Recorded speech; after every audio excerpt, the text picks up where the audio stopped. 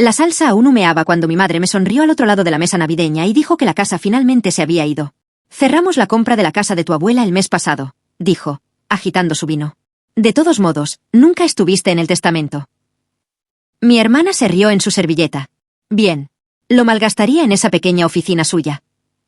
11 rostros se volvieron para verme derrumbarme. No lo hice. Ninguno de ellos sabía que la escritura de esa granja ya tenía un nombre, sentado en mi bolso junto a mi silla. Y en unos 90 segundos, ese nombre iba a convertir la cena de Navidad en la habitación más silenciosa del condado. Bienvenidos de nuevo a Historias de Drama Tranquilo, donde la gente común conoce a familias imposibles y responde con firmeza silenciosa en lugar de gritar.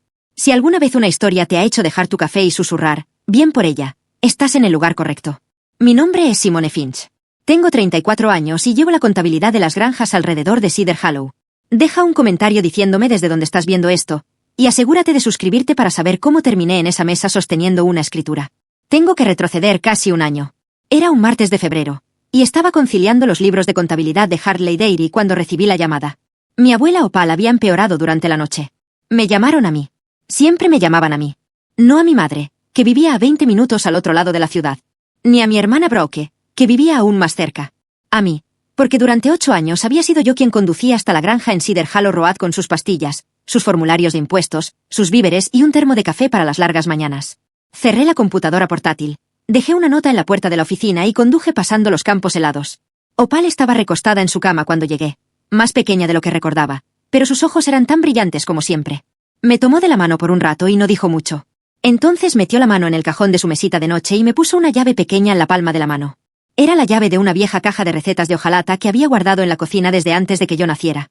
Cuando llegue el momento, dijo, sabrás dónde buscar. Le pregunté qué quería decir. Simplemente me dio una palmadita en la mano y me dijo que me tomara el café antes de que se enfriara. Guardé la llave en el bolsillo de mi abrigo y no le di mucha importancia. Pensé que estaba cansada, hablando como hablan las personas mayores cuando la medicina les suaviza las asperezas. Me equivoqué.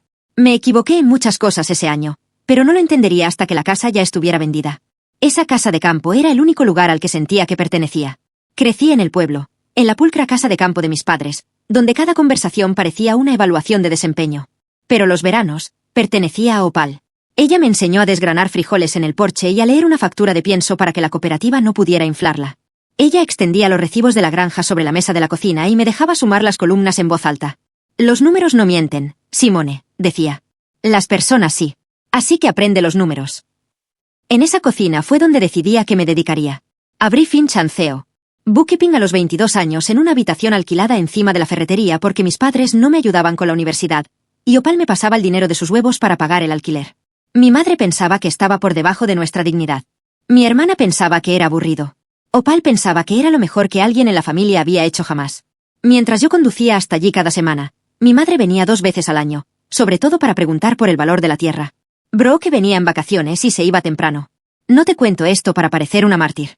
Te lo cuento por algo que Opal dijo el último buen otoño que pasamos juntas, sentadas en su jardín con tierra bajo las uñas. Miró la casa, luego a mí, y lo dijo claramente.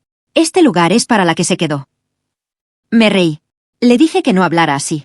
Le quedaban años de vida. No discutió. Solo sonrió como lo hacía cuando sabía algo que yo no sabía y volvió a sus tomates. Debería haberle preguntado qué quería decir. No lo hice.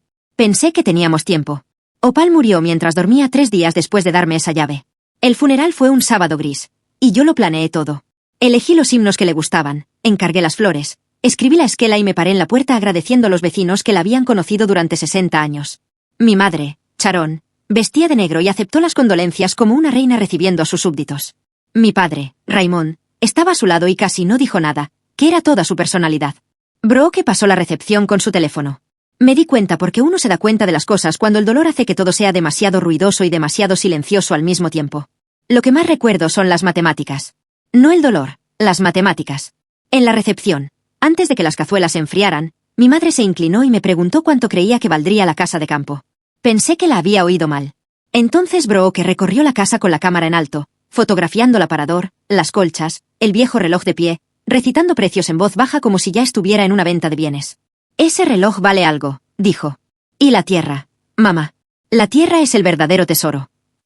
Mi padre se examinó los zapatos. Nadie preguntó quién alimentaría al viejo gato del granero de Opal. Nadie preguntó dónde debían ir sus herramientas de jardinería. Preguntaron cuánto valía. Me quedé de pie en la cocina de mi abuela junto a la caja de hojalata de la que me había hablado y sentí algo frío en el pecho. Me dije a mí misma que era el duelo. Me dije a mí misma que las familias se comportan de forma extraña con la muerte, que no lo decían en serio. Pensé que lo más difícil ya había pasado, que nada podía doler más que perderla. Me equivoqué. Lo más difícil aún no había empezado. Todo empezó con una llamada sobre un testamento. En abril, mi primo Wade convocó una reunión familiar para leerlo. Wade Cobb es de la familia de mi madre, notario a tiempo parcial, dueño de una oficina de impuestos y títulos de propiedad a 2 pueblos de distancia y siempre huele ligeramente a cigarrillos y colonia. La reunión no fue en el despacho de un abogado, sino en la mesa de la cocina de mis padres, con un pastel y una carpeta. Esa debería haber sido mi primera pista. Wade se puso las gafas de lectura y anunció que Opal le había dejado todo a mi madre, la casa, el terreno, las cuentas. La hermosa nuera, leyó, que me cuidó en mis últimos años. Mi madre se secó las lágrimas. Brooke le apretó la mano. Mi nombre no aparecía en el documento. Ni como beneficiaria, ni como testigo, ni siquiera como nota al pie. Nunca estuviste en el testamento, cariño, dijo mi madre, con una leve sonrisa en la comisura de los labios. Me quedé muy quieta. Soy buena quedándome quieta. Pero por dentro, 2 cosas me gritaban. La primera era que hermosa nuera era una frase que Opal hubiera preferido atragantarse antes que escribir. Ella y mi madre se habían rodeado como gatos durante 30 años. La segunda era la firma. Había visto a mi abuela firmar cientos de documentos. Esta firma era cuidadosa, incluso firme. La Opal que había enterrado no podía sostener una cuchara en sus últimas semanas, y mucho menos firmar con su nombre limpio. Y la fecha impresa al pie decía que este testamento se había hecho solo 3 semanas antes de su muerte. 3 semanas. No dije nada de eso en voz alta. Le agradecí a Wade su tiempo. Tomé un trozo de pastel de café que no me comí y conduje de regreso a mi oficina con las manos firmes en el volante y la mente haciendo cálculos. He aquí lo que pasa con ser la contadora de la familia. La gente asume que solo cuentas lo que te dan. Olvidan que también te das cuenta de lo que falta. Esa noche, me senté en mi escritorio y coloqué todo lo que sabía, como Opal me enseñó a hacer un libro de contabilidad. 2 años antes, la llevé en coche a la oficina de un abogado en la capital del condado. Me dijo que estaba poniendo sus asuntos en orden y me hizo esperar en el vestíbulo. Algo muy típico de ella. Salió 1 hora después con un sobresellado y una tarjeta de visita que guardó en su bolso. Nunca vi los documentos, pero sabía que existían. Entonces, ¿cómo un testamento redactado por un abogado inmobiliario 2 años antes se convirtió en un testamento notariado por Wade 3 semanas antes de su muerte? Los testamentos se pueden actualizar, claro, pero Opal no había salido de esa casa en 6 meses. No pudo haber ido en coche a la oficina de Wade, y Wade no había puesto un pie en la granja. Lo habría sabido. Lo llamé a la mañana siguiente y le pregunté claramente cuándo exactamente la abuela había firmado el Nuevo Testamento. Resopla, se puso evasivo enseguida. Me hizo venir, dijo. Cambio de opinión de última hora. Pasa todo el tiempo, Simone. Le pregunté quién había sido testigo. Dijo que tendría que revisar su archivo.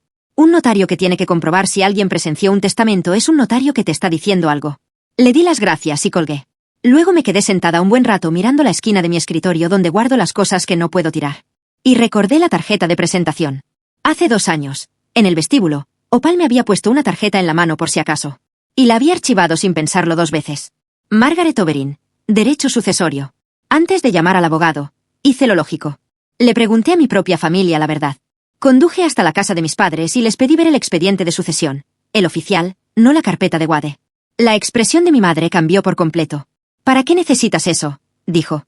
Le dije que solo quería leerlo. Guardo libros. Leer documentos es lo que hago. Fue entonces cuando recurrió al arma que había usado toda mi vida. Se hizo la víctima. No puedo creerte, dijo, con la voz temblorosa. Tu abuela apenas está enterrada y ya están peleando por dinero. Brooke apareció en la puerta justo a tiempo. No hagas esto feo, Simone. Es tan típico de ti que todo gira en torno a ti. Mi padre estudió el papel tapiz. Los miré a los 3 y comprendí algo que debía haber comprendido hace años. No estaban confundidos. No estaban de duelo de forma incorrecta. Tenían un plan. Y el plan requería que yo callada, avergonzada y desaparecida. Así que me quedé callada, pero no como ellos querían. Conduje de regreso a mi oficina y no llamé a mi madre para disculparme porque, por una vez, no tenía nada por lo que disculparme. Pensaron que me habían controlado. Pensaron que la hija estudiosa se rendiría porque siempre se rendía, porque mantener la paz siempre había sido mi trabajo. Lo que olvidaron es a qué me dedico realmente. Paso mis días encontrando el número que alguien intentó ocultar con mucho empeño. Lo encuentro en el redondeo. Lo encuentro en las fechas que no coinciden. Y había una fecha que no cuadraba, en un testamento que mi primo no podía explicar. Así que la mañana siguiente, llamé a Margaret Oberyn. Su asistente me puso en contacto en cuanto mencioné el nombre de mi abuela. Eso me dio una pista incluso antes de que el abogado hablara. Pero Margaret fue muy cuidadosa por teléfono, como suelen ser los buenos abogados, y me pidió que fuera en persona y llevara mi identificación. La cita quedó fijada para la semana siguiente. Mientras tanto, hice lo que siempre hago cuando tengo miedo: recabar información. Me enteré de que la herencia ya se estaba tramitando rápidamente. Demasiado rápido. Mi madre había solicitado al tribunal que la nombrara albacea mediante un proceso sucesorio informal y sin oposición, de esos que avanzan rápido cuando nadie se opone. Un tribunal revisa un testamento tal como está escrito. No comprueba la autenticidad de una firma a menos que un heredero la impugne, y ninguno lo había hecho.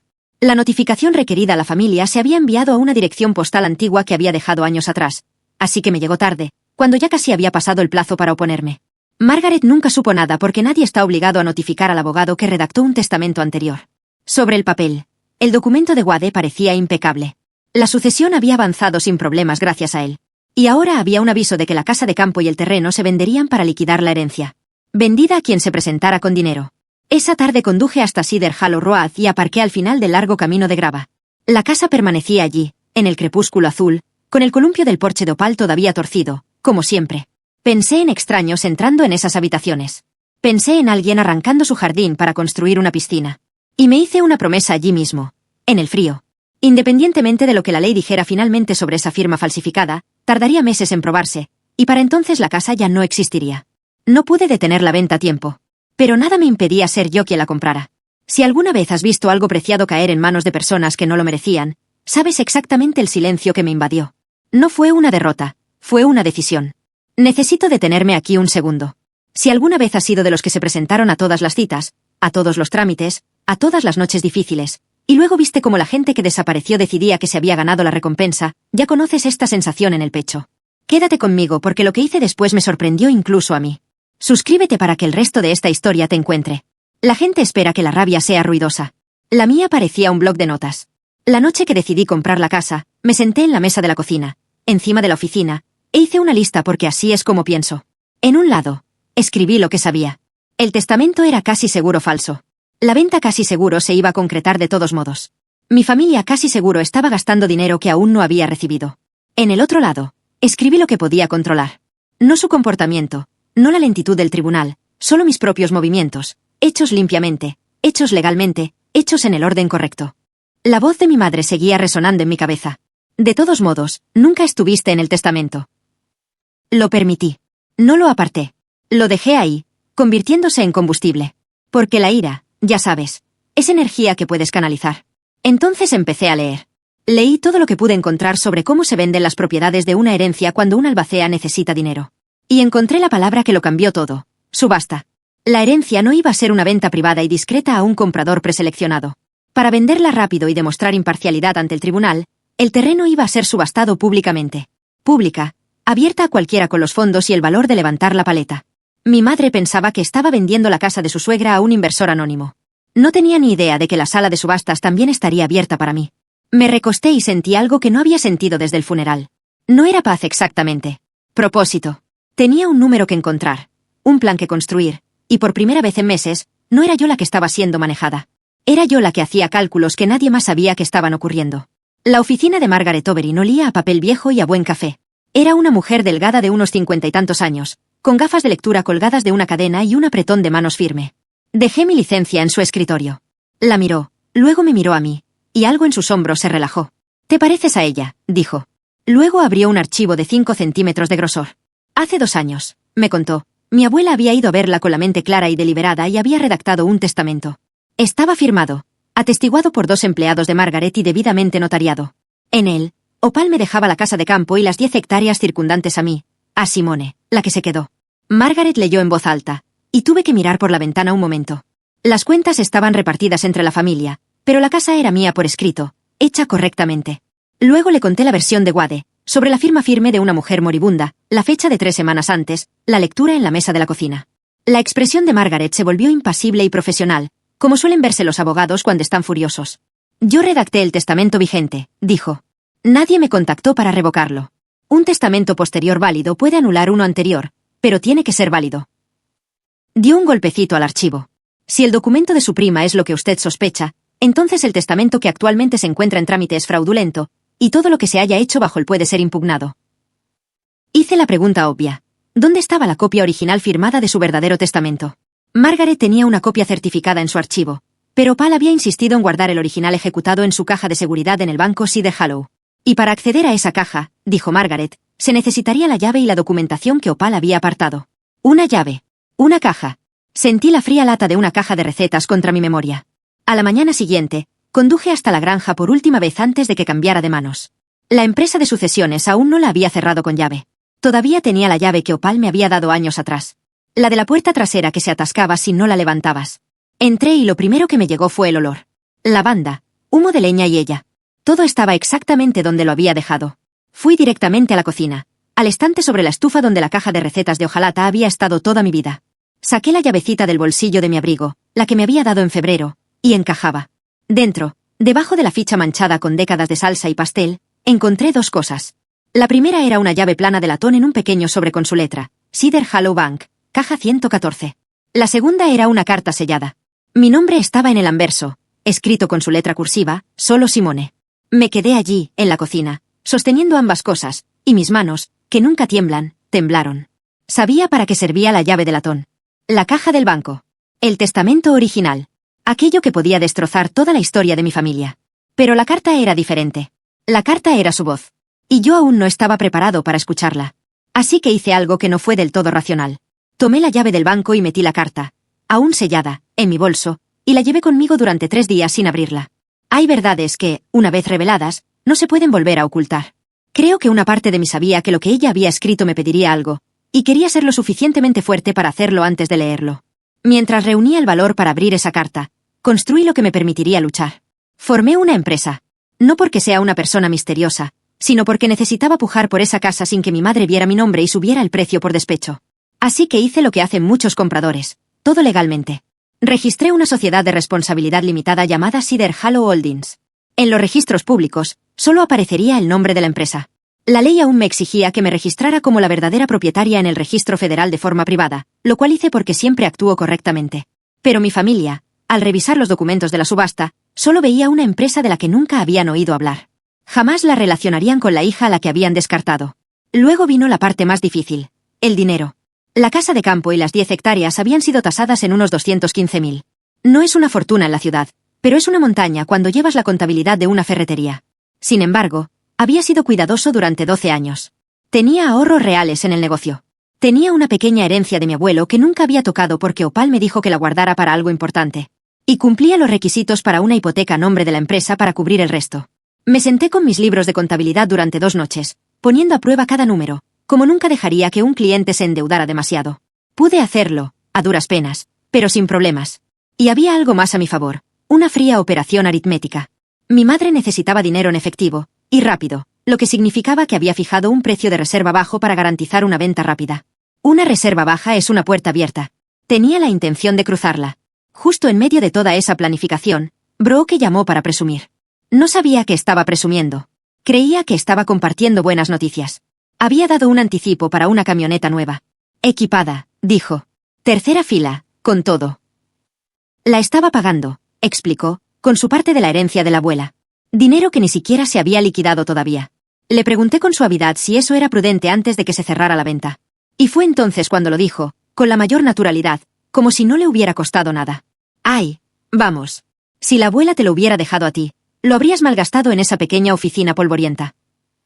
Ahí estaba, la misma frase que mi madre había usado en la lectura del testamento, con un vestido ligeramente diferente. Lo habrías malgastado, como si los 8 años que había pasado conduciendo hasta esa granja fueran el desperdicio. Como si mantener intactos los libros, la compañía y la dignidad de alguien al final de su vida no fuera nada. Sentí el viejo impulso de defenderme, de enumerar cada cita y cada formulario para que le entendiera. No lo hice. Finalmente aprendí que no se le explica el valor a la gente que ya ha decidido que no tienes ninguno. Así que simplemente dije, ya veremos. Hubo una pequeña pausa en la línea, como si esperara una pelea y no supiera qué hacer sin ella. En fin, dijo, y cambió de tema a la tapicería. Después de colgar, me senté con mi té enfriándose y pensé en la subasta, que ahora faltaban 11 días. Pensé en Brooke firmando por un coche con dinero que estaba a punto de convertirse en el error más caro de su vida. Y por primera vez, me permití sonreír un poco al respecto. Solo en la intimidad de mi propia cocina. La noche anterior a reunirme con Margaret para planear la caja de seguridad, finalmente abrí la carta de mi abuela. Preparé un té que no bebí y me senté en la silla junto a la ventana y deslicé mi pulgar bajo el sello. Su letra llenaba 2 páginas, Firme donde su última firma falsificada había sido sospechosamente firme. Escribía como hablaba. Sin palabras de más. Me dijo que lo sabía. Sabía que Sharon estaba endeudada. Sabía de la segunda hipoteca y de los negocios fallidos. Sabía que cuando ella se fuera, habría manos extendiéndose hacia la casa antes de que las flores se marchitaran. Lo he visto venir durante años, escribió. Tu madre ama el dinero como algunos aman el whisky, y se contará cualquier historia para conseguirlo. Luego me contó lo que había hecho. El verdadero testamento en la caja del banco con el nombre de Margaret. La casa que me dejó por escrito a propósito. Y luego la frase que he leído tantas veces que podría recitarla dormida. Si alguna vez te dicen que nunca estuviste en mi testamento, pon esta carta sobre la mesa y deja que el papel hable. No luches contra ellos a gritos, Simone. Nunca se te dio bien, y no es tu fuerte. Tu fuerte son los números. Tu fuerte es el silencio. La casa es para quien se quedó. Esa eres tú. Siempre fuiste tú. Me quedé sentada allí un buen rato. Entonces llegó. No el llanto bonito de las películas, sino el llanto entrecortado y feo que llega cuando alguien del pasado se comunica contigo y te dice que te vio todo el tiempo. Entonces me sequé la cara, doblé la carta por sus pliegues desgastados y la guardé en un lugar seguro. Porque ahora no solo estaba recuperando una casa. Estaba cumpliendo la última instrucción clara de la única persona que alguna vez me creyó. Deja que el papel hable. 2 días después, Margaret y yo abrimos la caja de seguridad número 114 del banco Cedar Hollow. Opal también había pensado en esto. Años antes, me había añadido discretamente a la caja como cotitular. Mi firma ya estaba archivada en el banco. Así que la caja nunca se bloqueó cuando ella murió, y yo podía abrirla sin tener que esperar a ningún tribunal. La llave de latón era mía. Dentro había una carpeta delgada, y dentro de esta el original ejecutado de su verdadero testamento, firmas y sellos intactos, atestiguado y fechado 2 años atrás. Margaret lo dejó junto a una copia de la versión de Wade en la pequeña mesa de conferencias del banco y se puso las gafas. Resopla. No dijo mucho durante un rato. Luego empezó a señalar. Las fechas. Las líneas de los testigos, que en la copia de Wade nombraban a 2 personas que nadie podía localizar.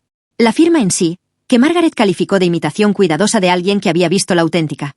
Había visto documentos falsificados antes, dijo, y casi siempre cometían el mismo error. Intentaban parecer demasiado perfectos.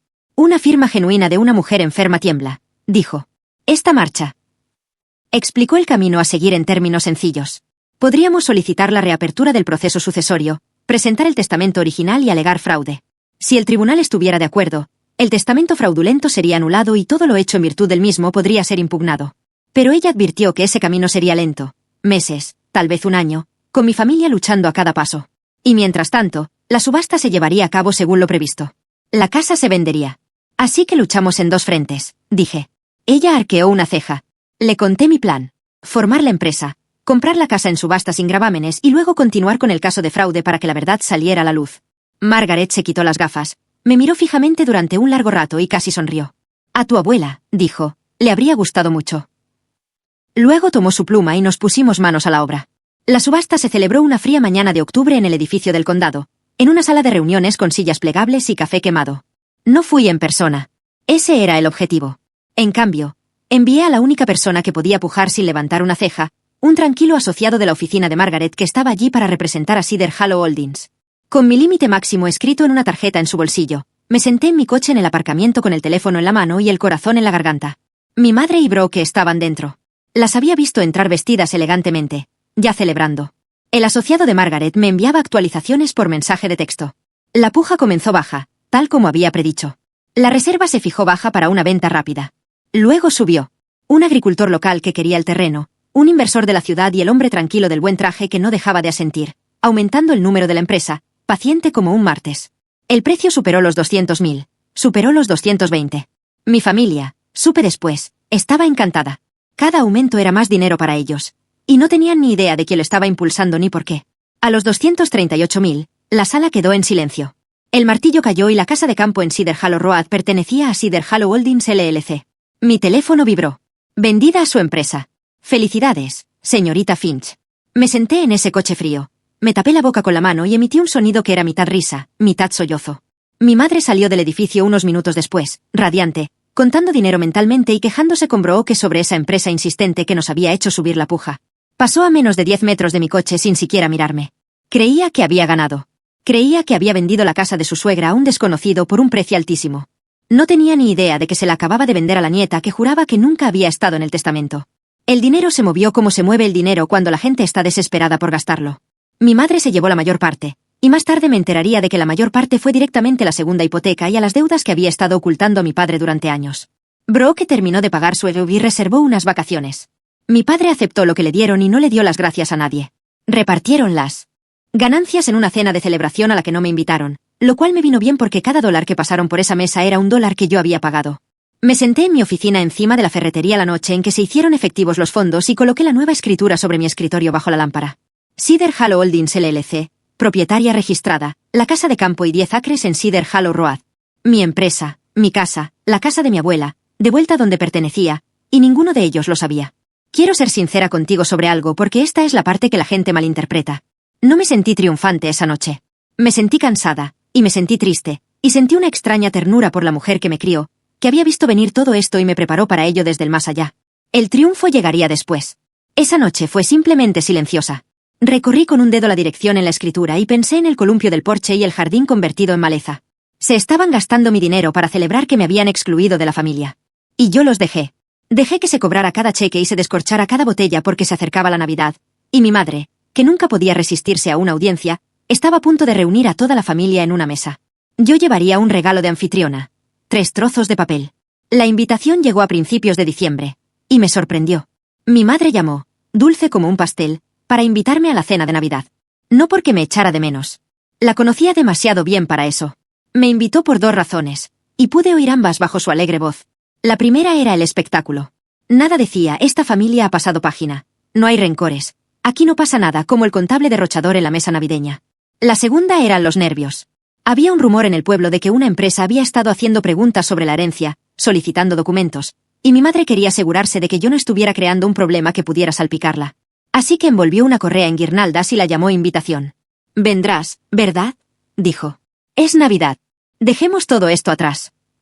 Luego, porque no pudo evitarlo, porque la crueldad era un reflejo que nunca había aprendido a reprimir, añadió un pequeño recordatorio. «Y no armemos ningún drama por la casa.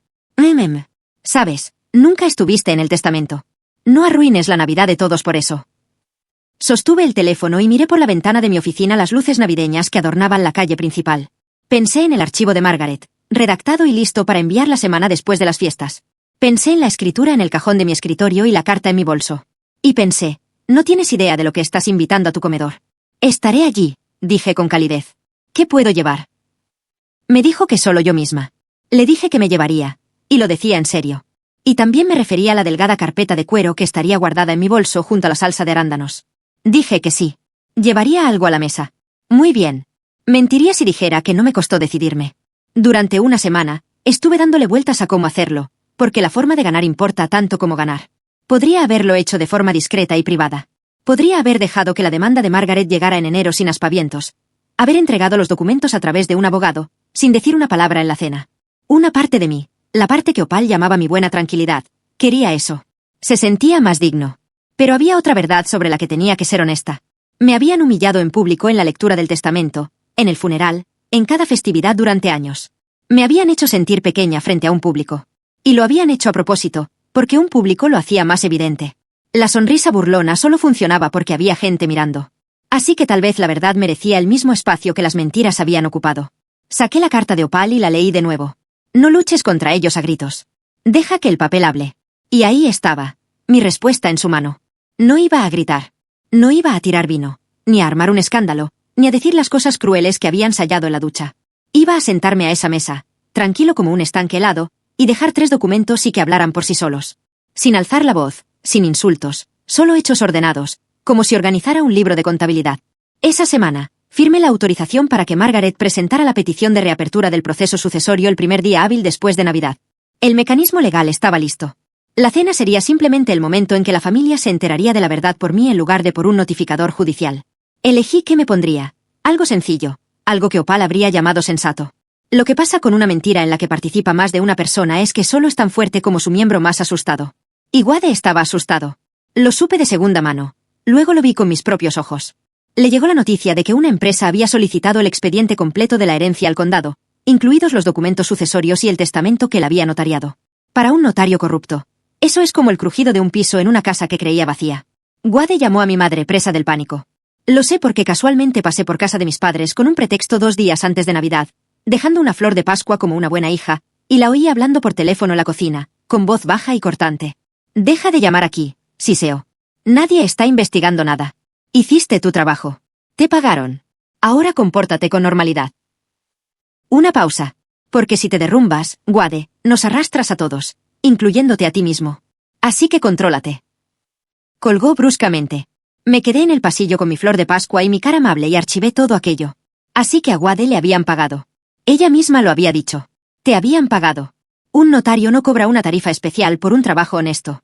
La lista de precios está publicada en la pared. A Wade le habían pagado por otra cosa. El fraude no solo era real. Ya se estaba resquebrajando desde dentro. Y mi madre lo mantenía todo en pie a base de amenazas. Conduje a casa entre las luces de Navidad pensando que tal vez ni siquiera tendría que presionar mucho. La gente que construye sus casas con mentiras gasta toda su energía apuntalando las paredes. A veces, la verdad solo tiene que llamar a la puerta con cortesía y esperar. 2 días más. Podía esperar 2 días más. En un pueblo pequeño, que una granja cambie de dueño es noticia. Y la gente había empezado a hablar. En el supermercado, en la tienda de piensos, en la oficina de correos, me hacían preguntas indirectas, como cuando estás pescando. ¿Quién había comprado la vieja propiedad de los Finch? ¿La iban a demoler? ¿Algún promotor inmobiliario? ¿Alguien se había enterado? Mantuve una expresión neutra y dije que no sabía mucho, lo cual me pareció extraño. Mentir por omisión a los vecinos que habían querido a Opal. Pero un momento me impactó profundamente. Estaba en la ferretería, en la planta baja de mi oficina, cuando el viejo señor Petrie, que había trabajado en la granja junto a mi abuela durante 40 años, me detuvo en seco. «He oído que quien compró la propiedad de Opal quiere conservar su jardín», dijo con voz ronca. «He oído que no van a demoler nada. ¿Es cierto?» Alguien de la compañía de títulos de propiedad debía de haber hablado. Lo miré y no pude mentirle. «Es verdad», dije. «El jardín se queda». Sus viejos ojos brillaron y me agarró del brazo. «Bien», dijo. «Ella se alegraría. Esa mujer amaba sus tomates más de lo que la mayoría de la gente ama a sus parientes». Luego volvió a sus uñas y yo me quedé allí parpadeando. Porque ese era el quid de la cuestión, ¿no? Por eso agoté mis ahorros. Hipotequé mi futuro y construí una empresa con un nombre cuidadosamente elegido. No para arruinar a mi familia. Ni siquiera, en realidad, para ganar. Compré esa casa para cumplir una promesa. Para mantener su jardín en la tierra, su nombre en el terreno y su columpio del porche crujiendo de la misma manera torcida de siempre. La venganza, si se le puede llamar así, fue casi un efecto secundario. Lo real era más simple. Alguien en esta familia iba a recordar a la mujer, no solo el dinero, e iba a ser yo. La noche antes de Nochebuena, me senté a la mesa de la cocina y preparé mi carpeta. Lo he hecho para clientes cientos de veces, reuniendo los documentos que cuentan una historia real en el orden correcto. Nunca lo había hecho para mí antes. Extendí 3 hojas de papel. La primera era una copia de la escritura. Cedar Hollow Holdings LLC, propietario registrado, la casa de campo y 10 acres, fechada el día de la subasta. La segunda era la copia conformada del verdadero testamento de mi abuela.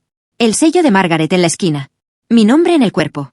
La casa va para mi nieta Simone, la que se quedó. La tercera era la carta de Opal, la que estaba escrita de su puño y letra, la que decía, que el papel hable. Deslicé cada una en la carpeta de cuero en el orden en que las revelaría. La escritura primero, para demostrar que era mía. El testamento segundo, para demostrar que siempre estuvo destinada a ser mía. La carta al final, porque la carta era el corazón. Y el corazón se guarda para el final. Me recosté y miré la pequeña pila. 3 páginas. Una frase silenciosa para acompañarlas. Ya elegida. Ya ensayado hasta que no le quedaba ni un temblor. Eso era todo lo que se necesitaba para convertir la cena de celebración de mi madre en la peor noche de su vida. No voy a fingir que mi mano no se cernió sobre ese acto durante un largo momento. Una vez que lo dejé, no había vuelta atrás. No podía volver a ser la hija que mantenía la paz. Sería la hija que decía la verdad. Y nunca me lo perdonarían. Cerré la carpeta. Había aceptado ese precio semanas atrás. Hay cosas por las que vale la pena no ser perdonado. Me fui a la cama y, para mi propia sorpresa, dormí como un tronco. En Nochebuena, mi padre hizo algo que nunca había hecho en mi vida. Vino a verme. Estaba cerrando la oficina cuando vi su camioneta con el motor en marcha en la acera, el escape echando humo en el frío. Subió las escaleras despacio, con el sombrero en la mano, y se quedó parado en mi puerta con un aspecto más viejo de lo que jamás lo había visto. «Tu abuela», empezó, y luego se detuvo. Lo intentó de nuevo. Firmé unos papeles como parte del proceso de sucesión. Giró el sombrero entre sus manos. No los leí con atención. Debería haberlos leído con atención. Fue lo más parecido a una confesión que Raymond Finch pudo haber dicho. Esperé porque había aprendido que los hombres como mi padre solo dicen la verdad en el silencio que se deja para ello. Wade me lo puso delante, dijo finalmente. Tu madre dijo que solo eran formalidades. Sabía que algo no estaba bien. Firmé de todos modos. Ahí estaba. Lo sabía. Quizás no todos los detalles, pero lo suficiente. Había sabido que algo andaba mal, y había elegido la tranquilidad fácil en lugar de a su propia hija, como siempre. Sentí el viejo dolor, y debajo, algo más firme. No grité. Tampoco lo absolví.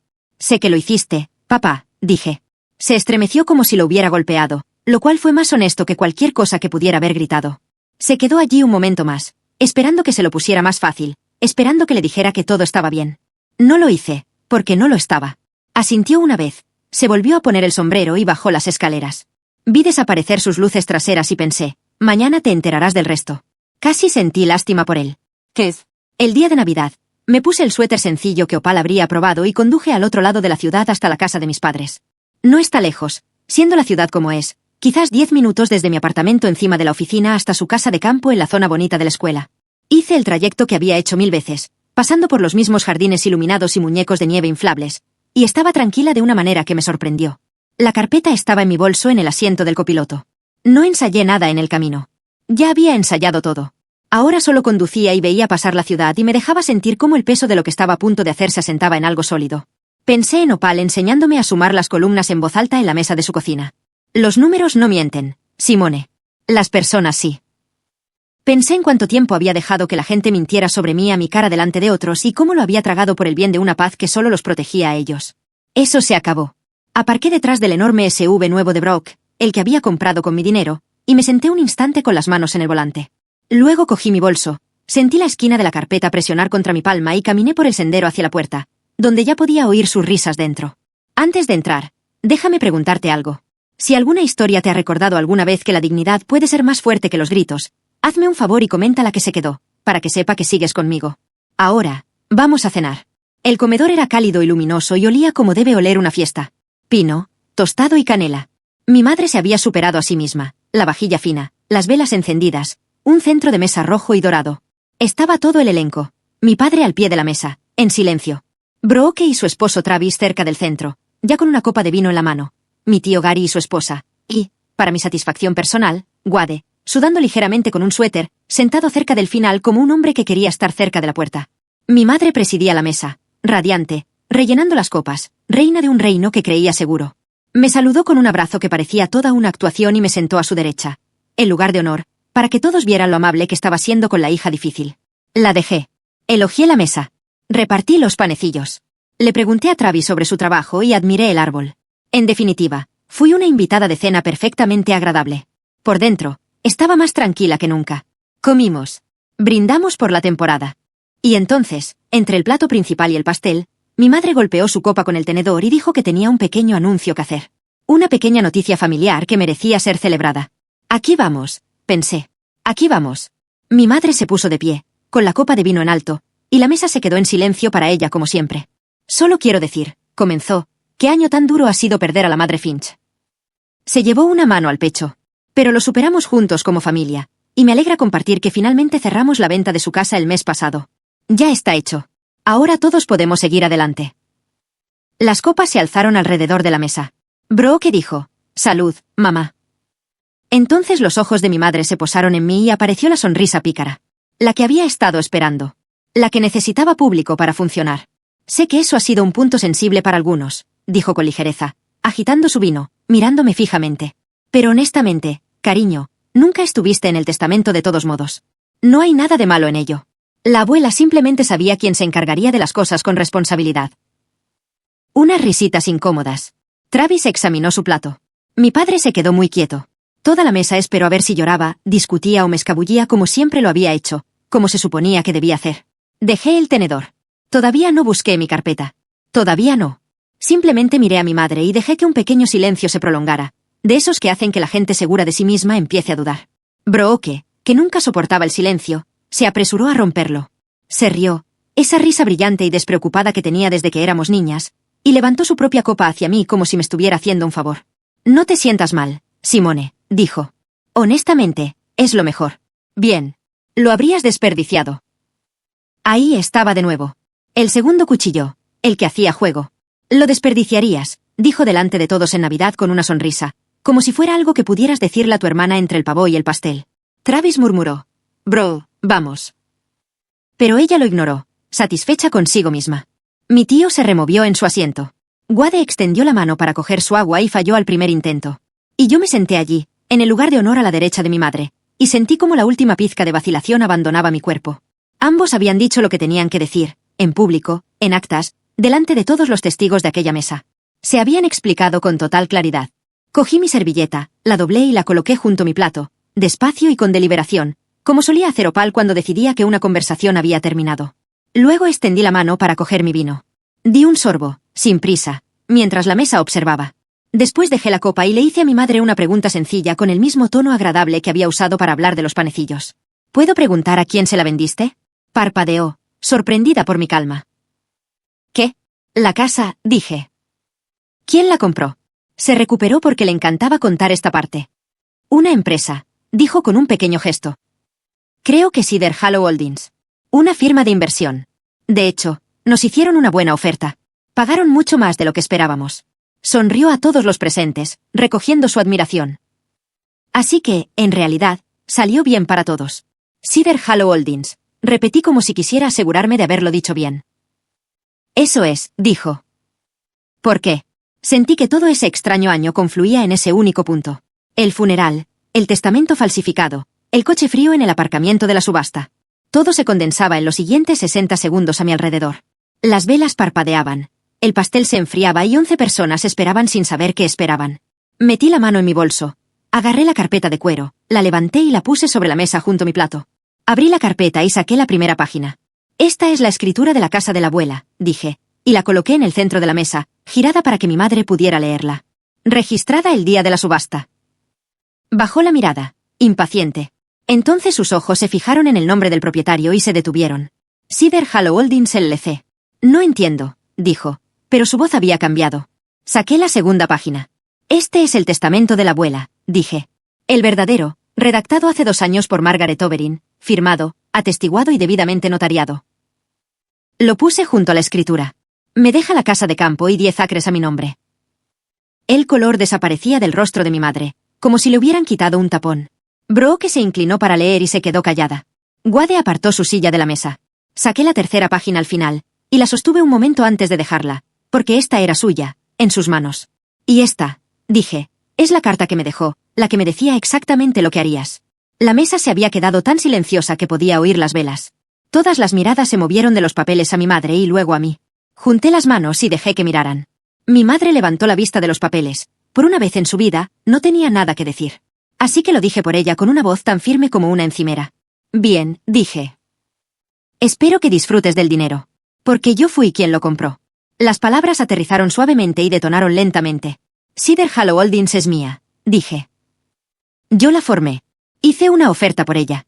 El dinero que todos ustedes gastaron este otoño, la hipoteca, la camioneta, las vacaciones, ese era mi dinero. Les compré la casa de la abuela, y ninguno de ustedes se dio cuenta. La boca de mi madre se abrió y se cerró. Luego encontró su voz, y salió como yo sabía que saldría. Fuerte, agitada, furiosa. Eso es mentira, dijo ella, medio de pie, derramando su vino sobre el mantel blanco. Eso no es real, Wade. Díselo. Dile que ese testamento no es real. Pero Wade ya estaba de pie, gris como la ceniza, retrocediendo hacia la puerta, murmurando que tenía que irse, que él no formaba parte de esto. No alcé la voz.